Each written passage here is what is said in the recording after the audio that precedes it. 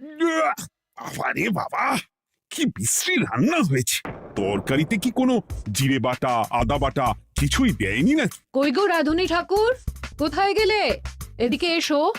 বলুন রানীমা। বলছি, তুমি তো রাজবাড়িতে দীর্ঘদিন ধরেই রান্না করছো, কিন্তু ইদানিং তোমার রান্না এত বেস্বাদ লাগছে কেন? সে তো আমি বলতে পারবো না, আমি তো আগের মতনই রান্না করি। ছোট মুখে বড় কথা বলছি, আমি কিছু বলতে চাই রানীমা। এই, তুই আবার পাকামো করতে এসছিস কেন রে? তোকে কি রানীমা ডেকেছেন নাকি? আহ, কি বলতে চাইছে শুনেই দেখি না, বলো। রানীমা, এখন আর রাধুনী ঠাকুর আগের মতো যত্ন নিয়ে রান্না করেন না।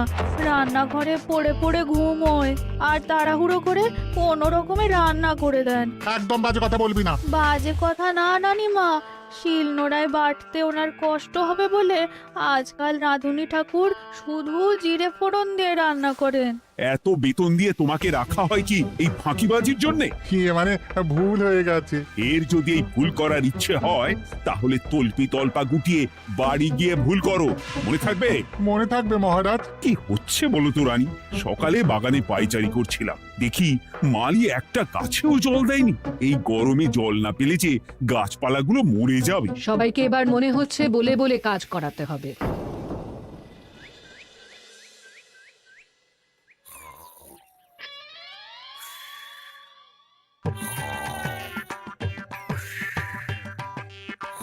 কি গো, কদিন ধরে তো তুমি শুধু খাচ্ছ আর ঘুমোচ্ছ।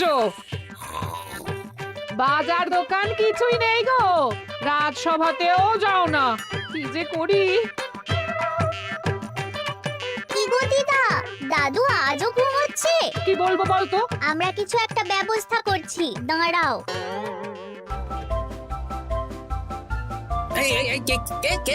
ওঠো দাদু, আর কত ঘুমে? কুড়েমির একটা সীমা থাকে। ওঠো বলছি, ওঠো, ওঠো না। আমি বুঝতে পারছি বাড়ির কাজ, বাজার দোকান এসব না করার জন্য তুমি পড়ে পড়ে ঘুমোচ্ছ। দাদু কাছে ফাঁকি দিচ্ছে দিদা। দে পুটি, আর সরসরি দে, দে।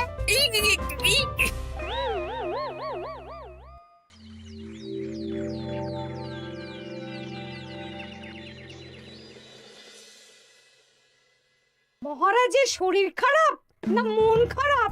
মহারাজ এরকম চুপ করে ঘুম মেরে থাকলে তো রাজপাট সব উঠে যাবে। কিছুই বুঝতে পারছি না। মহারাজ আছেন চুপটি করে, নেই যে মুখে শব্দ। ফাঁকি দিলে এবার তাকে করব আমি জব্দ। অনেক শুয়েছি, আর নয়। মহারাজ, কে ফাঁকি দিচ্ছে? আমি তো ফাঁকি দিই না। পণ্ডিত, তুমি দিচ্ছ নাকি ফাঁকি? বৈদ্য, আমি ফাঁকি দিলে সবাই ওই রোগে ভুগে মরে যাবে। আমি তো রোজ সময়ই রাজসভায় আসি, তাহলে আমি বলছি আসল কারণ। রাজবাড়ির রাধুনী ফাঁকি দিচ্ছে, আর 3 দিন ধরে রাজসভায় গোপাল বেপাত্তা। হ্যাঁ, এই গোপাল বেটাই আসল ফাঁকিবাজ। ওকে বরখাস্ত করে দিন। গোপালকে যদি বরখাস্ত করা হয় তাহলে বিপদে আপদে মহারাজের পাশে দাঁড়াবে কে? অসময় মহারাজ বুদ্ধি পাবেন কার কাছে? এই সুযোগ, এই সময় গোপালকে মহারাজের চক্ষুশূল করতে হবে, তাহলে আমি একেবারে জেঁকে বসতে পারবো। মহারাজ, গোপাল ঠিক কতটা ফাঁকিবাজ হয়ে উঠেছে তার কোনো ইয়ত্তা নেই।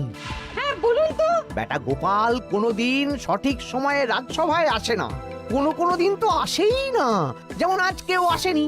আর না এলে মহারাজকেও কারণটা জানায় না। আপনাকে সম্মান করা তো দূরের কথা, কোনো ভ্রুক্ষেপই করে না। এটা কিছুটা হলেও মন্ত্রী মশাই ঠিক কথা বলছেন। হ্যাঁ, এ তো একদম সঠিক কথা। ঠিক বলেছ। প্রহরী, প্রহরী, বলুন মহারাজ। তুমি আরেকজনকে সাথে নিয়ে এক্ষুনি গোপালকে তুলে নিয়ে এসো। আচ্ছা মহারাজ। বলি, তুমি আজকেও রাজসভায় কামাই করবে? অর্ধেক দিন কামাই করলে বেতন কাটা যাবে গো। গিনিমা, গোপালকে মহারাজ ডাকলেন। ওই দেখো, রাজবাড়ি থেকে প্রহরীও ডাকতে এসেছে। ওহ, মহারাজের আদেশ না শুনলে তোমাকে তুলে নিয়ে যেতে বাধ্য হব। আরে দাঁড়িয়ে দেখছিস কি? তুলে নিয়ে চল। ঠিক বলেছিস, তুই হাত ধর আর আমি পা ধরি। আমরা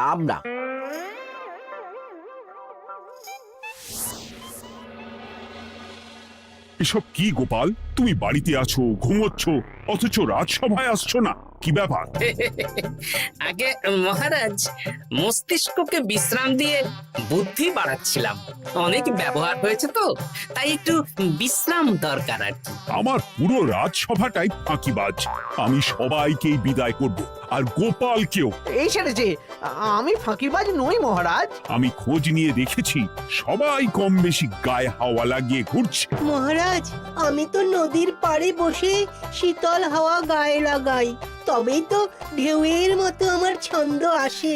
কেউ ফাঁকিবাজ না মহারাজ, আসল ফাঁকিবাজ গোপাল। মহারাজ, আমি যদি দরকারে আপনাকে বুদ্ধি দিয়ে, ফাঁকা সময়ে বিশ্রাম দিয়ে ফাঁকিবাজ হই, তাহলে মন্ত্রী মহা ফাঁকিবাজ। কারণ মন্ত্রীর কাজ রাজাকে বুদ্ধি দেওয়া, তা তিনি করেন না বলেই আমাকে দরকার পড়ে। আমি তো ভাঁড়, আমি শুধু হাসাবো, এটাই আমার কাজ। তাতে কি, সেনাপতিও তো সেনাপ্রধান, ও কি যুদ্ধ করে? রাজ্যে শান্তি শৃঙ্খলা বজায় আছে, তাহলে যুদ্ধ করে হবেটা কি? হ্যাঁ, অকারণে পায়ে পা দিয়ে যুদ্ধ বাঁধাবো নাকি? হ্যাঁ, যত সব। যখন তখন বিপদ আসতে পারে, তাই যুদ্ধের জন্য সব সময় সামরিক শক্তিকে প্রস্তুত থাকা দরকার। হ্যাঁ, এটা গোপাল ঠিক বলেছে। সেনাপতিকে তো কোনোদিন সেসব নিয়ে মহড়াও করতে দেখি না। তাহলে দাঁড়ালো 3 জন ফাঁকিবাজ। মূল অভিযুক্ত গোপাল দিন রাত কামাই করে, মন্ত্রী মহারাজকে বুদ্ধি দেয় না, আর সেনাপতি যুদ্ধের প্রস্তুতি নেয় না। এই 3 জনকে আমি বিদায় করব। এই সেরেছে, এ তো দেখছি বিনা মেঘে বজ্রপাত। না, তবে তোমরা যে ফাঁকিবাজ নও সেটা প্রমাণ করার জন্য 12 ঘন্টা সময় দেব। আমাদের কি করতে হবে? তোমাদের 3 জনকে 3টে খালি বস্তা দেব। প্রত্যেকে ওই খালি বস্তা নিয়ে জঙ্গলে যাবে, আর এই 12 ঘন্টার মধ্যে জঙ্গল থেকে বস্তা ভরে আনবে। একটা বস্তা ভরার জন্য 12 ঘন্টা সময়? এ তো খুবই সহজ কাজ। সহজ কঠিন জানি না, যে ফাঁকি দিয়ে ফাঁকা বস্তা জমা দেবে বা কিছুটা ভর্তি কিছুটা খালি আনবে, সে সাজা পাবে। আচ্ছা মহারাজ, আমি বস্তায় কি নিয়ে আসবো সেটা কি আপনি দেখবেন? তা দেখব না, কিন্তু বস্তা ভরে আনতে হবে। আর যা বস্তায় ভরে আনবে তাই নিয়ে সবাই বাড়ি ফিরে যেতে পারবে। তার মানে বস্তাতে যা থাকবে সব বস্তার মালিকই পাবে। একদম তাই। বুঝে গেছি, ভিতরে কোনো গভীর পরিকল্পনা আছে। প্রহরী, প্রহরী, তুমি এই 3 জনকে 3টে বস্তা দিয়ে দাও। যথা আজ্ঞা মহারাজ। আর বাকি সভাসদেরা আজকে রাজসভাতেই থাকুক। ওরা 3 জন আসবে, ওদের বিচার হবে, তারপর ফিরবে। আমাদের খাওয়া দাওয়া তাহলে রাজবাড়ির তরফ থেকেই দেয়া হবে মহারাজ? হ্যাঁ। জঙ্গলে তো যাচ্ছি, কি নেব? গোপাল, আমি বলি কি, তুমি বরং আমার বস্তায় ঢুকে যাও, আমি তোমাকেই নিয়ে ফিরে যাই, লেটা চুকে যাবে। আপনি যদি একা আমাকে বস্তায় ভরে নিয়ে যেতে পারেন তো চলুন। একা? এই সেরেছে। দাঁড়ান, আমি আপনার কাঁধে চড়ে দেখি আপনি আমাকে বইতে পারবেন কি পারবেন না। না না, মুখ ফসকে বলে ফেলেছি, মাথা খারাপ নাকি? তাহলে নিজের মতন থাকুন।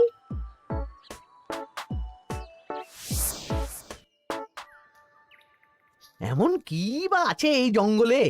আমার কাজে লাগার মতন তো কিছুই দেখতে পাচ্ছি না।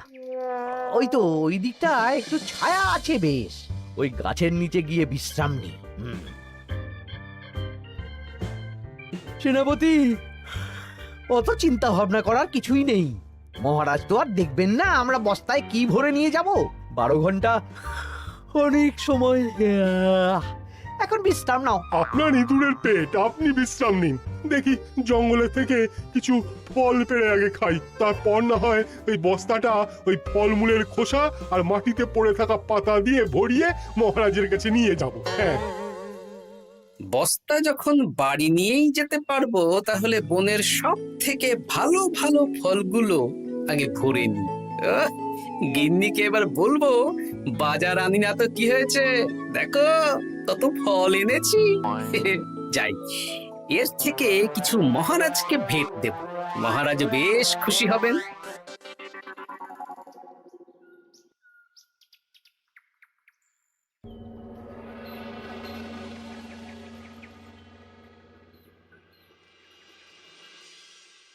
উফ, এই এত বড় জ্বালার মতো পেটখানা নিয়ে এই পেল্লাই গাছে উঠবো কি করে? দূর দূর, আশেপাশে ঢিল পাথরও দেখতে পাচ্ছি না। এই বুড়ো বয়সে হাড়গোড় ভাঙলে সে এক খারাপ ব্যাপার হবে।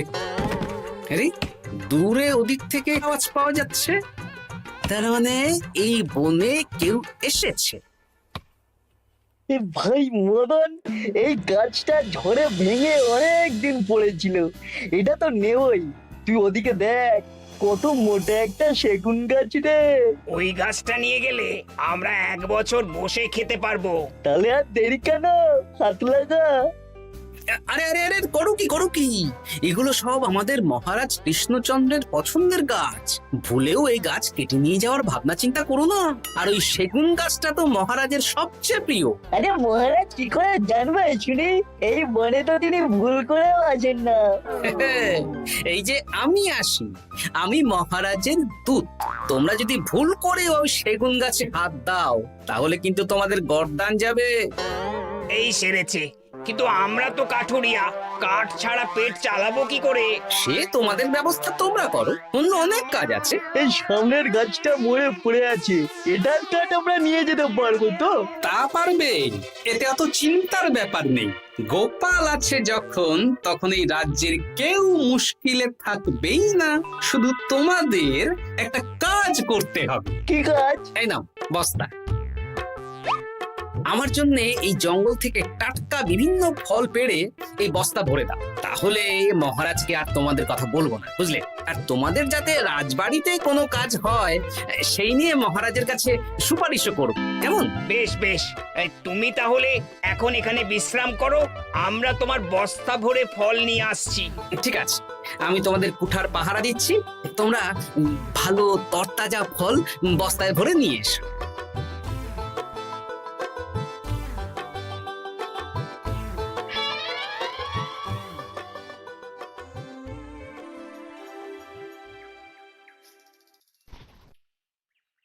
ব্যাস ব্যাস ব্যাস, আমার বস্তায় পাতা ভরা হয়ে গেল, এবার যেতে হবে। আমারও বস্তা ভরা হয়ে গেছে মন্ত্রী মশাই। হ্যাঁ, কটা ফল খেলাম আর কটা ভরে নিলাম, আর বাকি জঙ্গলের পাতা ভরে ফেলেছি। হ্যাঁ, আবার কি কি ভরেছি আর কি ভরিনি সেসব তো মহারাজ আর দেখতে যাবেন না। তাহলে আর দেরি কেন, চলুন হাঁটি হাঁটি পা পা করে এগিয়ে যাই। গোপালকে তো দেখতে পাচ্ছি না। ও বেটা যা কুঁড়ে, হয়তো এখানে এসেও ঘুমিয়ে পড়েছে। আবার কালকে সকালবেলা উঠবে।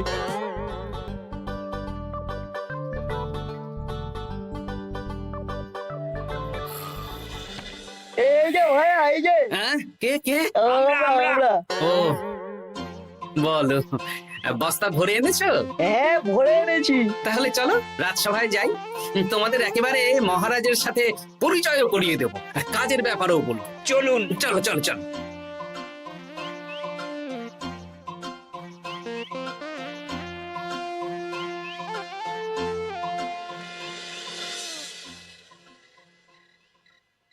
দেখা যাক মন্ত্রী সেনাপতি গোপাল কখন বস্তা ভরে আনে। এই তো চলে এসেছি, বিশ্রাম নিলাম, বস্তাও ভরে ফেললাম।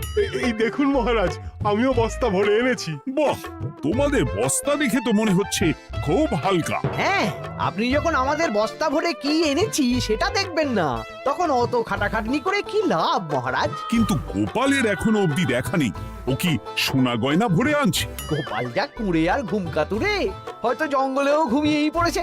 মহারাজ, আপনি একটা কাজ করুন, আমাকে আর মন্ত্রী মশাইকে যুগ্মভাবে বিজয়ী ঘোষণা করে দিন, ব্যাস। এত তাড়া কিসের? বাবা বাবা বাবা, তোমরা তিনজনেই বস্তা ভরে এনেছো, আমি খুব খুশি। আমার কথা শুনে কাজ করেছো, তোমরা তিনজনেই বিজয়ী। এবার বাড়ি যাও, যাও। গোপাল কি করে বিজয়ী হয় মহারাজ? এই বস্তা ভরে নিয়ে আসাতেও তো ওর ফাঁকিবাজি ধরা পড়ছে। কিসের ফাঁকিবাজি? এই যে দুটো লোক তোমার হয়ে বস্তা বয়ে আনলো, সে তো মহারাজ সহ আমরা সবাই দেখতেই পেলাম। তা তো ঠিক, গোপাল নিজে হাতে বস্তা ভরে আনেনি। মহারাজ বস্তা ভরে আনতে বলেছেন, আমি এনেছি, এখানেই কথা শেষ। আমি কাকে দিয়ে বস্তা ভরালাম, কে আমাকে সাহায্য করলো, সেসব তো কোনো শর্ত আরোপ করা ছিল না। কিন্তু পরীক্ষাটা তো কে ফাঁকিবাজ সেটা প্রমাণ করার পরীক্ষা। এখানে তো তুমি ফাঁকি দিলে গোপাল। এটাও ঠিক কথা, তাহলে গোপালের শাস্তি পাওয়া উচিত। মহারাজ, আপনার শর্ত ছিল সেই ফাঁকিবাজ বলে প্রমাণিত হবে যে বস্তা খালি আনবে। এইখানে আপনি একটা ছোট্ট ভুল করেছেন মহারাজ, বস্তায় কি আছে সেটা দেখবেন না আগেই বলে দিয়েছেন। তা তো বলেছি। আপনি নিশ্চয় জানেন পাঠশালায় কিছু ছাত্রছাত্রী থাকে যারা পড়ার বইয়ে মুখ গুজে বসে থাকলেও পড়ায় তাদের মন থাকে না, মাথাতেও পড়া ঢোকে না, তাই সেই পড়া তাদের কোনো কাজে লাগে না। কি পণ্ডিত মশাই, এদেরকেই তো বলে ফাঁকিবাজ। বিলক্ষণ, এরাই ফাঁকিবাজ। ধন্যবাদ। তেমনি আমি যদি বলি সেনাপতি আর মন্ত্রী মশাই ওই ফাঁকিবাজদের মতনই ফাঁকি দিয়ে বস্তা ভরেছে, তাই ওদের বস্তা এত হালকা। সে তো আমি বুঝতেই পারছি। কিন্তু আমার বস্তায় যা জিনিস ভরে এনেছি তা একার পক্ষে সংগ্রহ করা মুশকিল ছিল, তাই আমি দুজনের সহযোগিতা নিয়েছি। মহারাজ, আপনি কি বস্তা খুলে দেখবেন নাকি? না না, আমি খুলে দেখলে আমার কথার খেলাপ হবে। এবার তো দেখছি আবার তিনজনের পরীক্ষা নিতে হবে। হ্যাঁ, নইলে প্রকৃত ফাঁকিবাজ কে সেটা প্রমাণ হবে না। কিন্তু ফাঁকিবাজ ধরার উপায় কি? মহারাজ, আমরা বরং আমাদের বস্তা নিয়ে বাড়ি না গিয়ে একদিন কারাগারেই থাকি, আর তাতেই প্রমাণ হবে এই বস্তায় সত্যি কি আছে যা আমাদের নিজেদের কাজে লাগবে।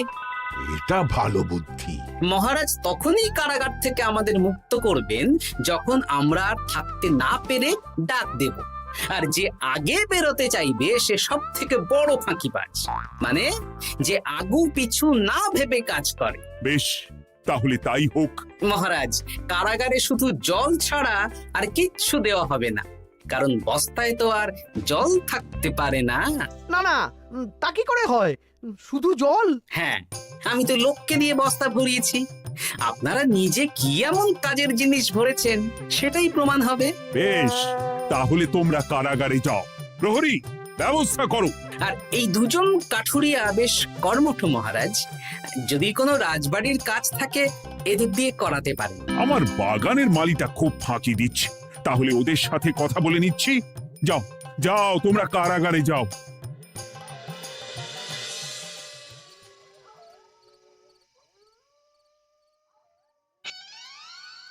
ওরে বাবা রে, কি খিদে খিদে পাচ্ছে রে। দেখি বস্তায় কি আছে দেখি।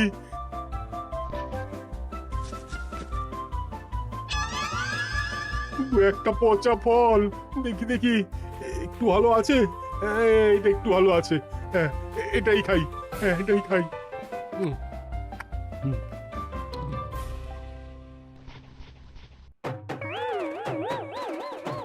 আমি তো শুধু পাতা ভরেছি, কি সেরেছি? আমাকে কি জল খেয়েই কাটাতে হবে? এবার আমি দেখি। টাটকা ফল আর জল, আমার কাছে যা ফল আছে এগুলো খেয়ে আরাম করে 5-6 দিন কেটে যাবে। ও গোপাল, আমাকেও কটা ফল দাও না গো। ও গোপাল, আপনি এখান থেকে উঠুন, অন্য বাগানে ফুল হয়ে ফুটুন। ফল খাবেন? এখন কর্মফল ভোগ করুন। ওরে বাবা, জল খেয়ে আর কতক্ষণ কাটাবো?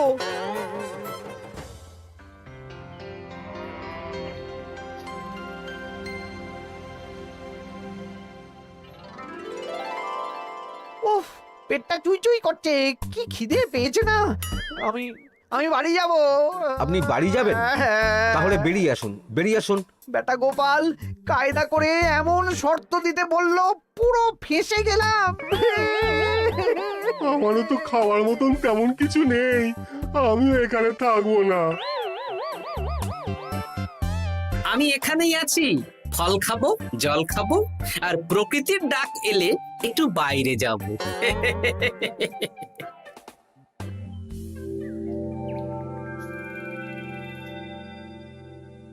কি তোমরা কারাগারে এক রাতের বেশি তো থাকতেই পারলে না? কি আর করব বলুন মহারাজ, আমরা তো আর গোপালের মতন বস্তা ভরে টাটকা ফল নিয়ে আসিনি। বেটা গোপাল আমাদের দেখিয়ে দেখিয়ে ফল খাচ্ছিল, অতি আমাদের খিদে আরো বেড়ে যাচ্ছিল। তাহলে এরা দুজনে তো হার মেনে নিল। গোপাল কি করছে? গোপাল খাচ্ছে আর ঘুমোচ্ছে। ওকেও নিয়ে এসো। আচ্ছা মহারাজ। একই মহারাজ, আমার তো এখনো বাইরে আসার ইচ্ছে হয়নি। কি আর করা যাবে, ওরা হার মেনে নিয়েছে, তার মানে তুমি জয়ী হয়ে গেলে গোপাল। আমার বস্তায় ভরে অনেক ফল এনেছিলাম, এখনো অনেক আছে। আপনি তাহলে বাকি ফলগুলো নিয়ে নিন। তাহলে তো এটাই প্রমাণ হলো গোপাল কাজের সময় ফাঁকিবাজি দেয় না, শুধু বুদ্ধি বাড়ানোর জন্য একটু বেশি ঘুমোয়। এই নাও গোপাল, তোমার উপহার। মহারাজ, আমি সময়ের কাজ সময়ে করি আর বাকি সময় একটু ঘুমাই। আমার এখন ঘুম দরকার মহারাজ, কাল থেকে অনেক ধকল গেল যে। বেশ, তোমাকে ঘুমানোর জন্য 1 সপ্তাহ ছুটি দেওয়া হলো। ধন্যবাদ মহারাজ। কি সেনাপতি আর মন্ত্রীমশাই, এবার বুঝলেন তো ফাঁকি দিলেই ফাঁকে পড়তে হয়, তাই কাজ করলে ভেবে চিন্তে করুন। চলি, খুব ঘুম পাচ্ছে।